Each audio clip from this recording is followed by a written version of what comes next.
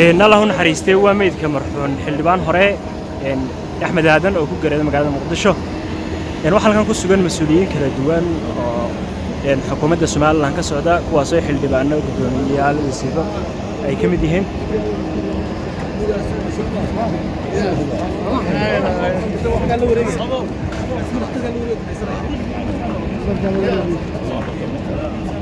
marxuunka hadda waxa si rasmi ah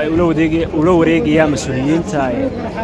isbitaalka weyn ee magaalada Hargeysa oo baaritaan ku sameyn doona sababaha keenay dhimashadiisa maadaama si rasmi ah loo garanayo sababaha keenay geeridiisa halkan waxaa ku sugan wasiirka arrimaha dibadda ee Soomaaliland xildhibaan Rambo wasiirka arrimaha gudaha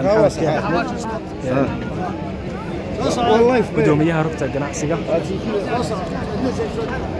Dr. Adnaadan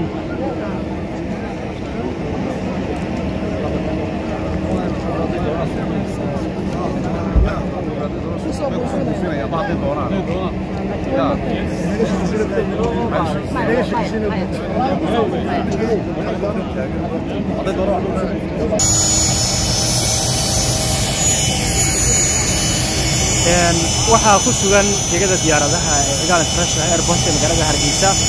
oo yimid meydkan soo dejinayo dadweyne kala duwan oo isugu jira wasiiro xildhibaano madax gudoomiyayaal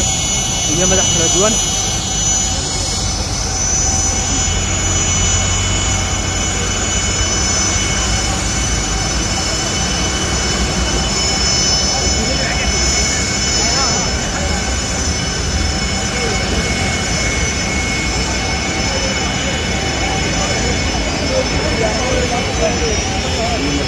Come on,